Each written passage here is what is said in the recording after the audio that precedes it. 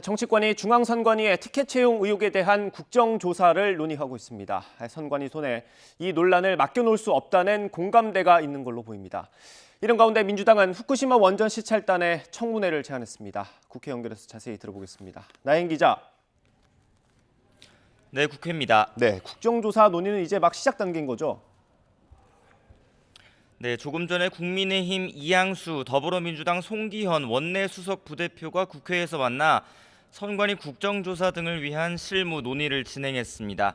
두 원내수석은 국정조사 자체는 양당이 이미 합의한 만큼 앞으로 몇 차례 더 만나서 조사 대상과 목적을 비롯한 세부 사안을 조율할 거라고 말했습니다. 국민의힘 윤재욱 원내대표는 아침에 YTN과 통화해서 양당 의견이 어느 정도 정리되면 여야가 공동으로 국정조사 계획서를 낼 수 있다며 늦출 이유가 없다고 말했습니다. 민주당 박광훈 원내대표 역시 부정 채용은 용납할 수 없는 일이라며 엄정한 조사가 필요하다고 말했는데, 다만 이번 일을 빌미로 권력이 선관위의 중립성을 훼손하는 일은 없어야 한다고 단서를 달았습니다.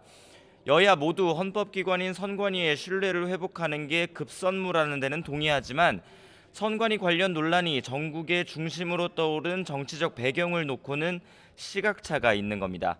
집중적으로 관련 의혹을 제기해온 국민의힘은 지금 선관위가 야권에 편향돼 있다고 보는 반면, 민주당은 여당이 이른바 선관위 때리기로 독립성을 해치지 않을까 경계하고 있습니다. 네, 어제 일본 후쿠시마 원전 오염수 시찰단이 결과를 발표했는데 민주당은 이게 좀 부족하다고 판단하고 있는 겁니까? 네, 송기현 민주당 원내수석 부대표는 아침 정책조정회의에서 어제 후쿠시마 원전 오염수 시찰단의 시찰 결과 발표 내용은 속빈 강정에 불과하다고 깎아내렸습니다. 우리 시찰단이 일본 측 정보만 설명하기 바빴다며 국민의힘을 향해 오염수 검증과 방류 저지를 위한 국회 특별위원회를 구성하고 청문회도 열자고 압박했습니다. 민주당은 이 밖에도 이재명 대표가 참석한 가운데 국회에서 긴급 간담회를 열고 범국민 서명운동도 이어가는 등 여론전에 집중하고 있습니다.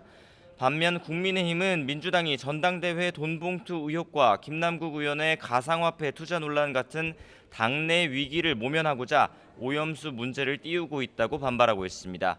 국민의힘 김기현 대표는 오전 경기도 수원에서 열린 현장 최고위원회의에서 민주당이 국민의 먹거리 불안을 자극해 정치적 이익을 얻으려 했던 광우병 괴담 같은 속임수를 거듭 쓰고 있다고 주장했습니다.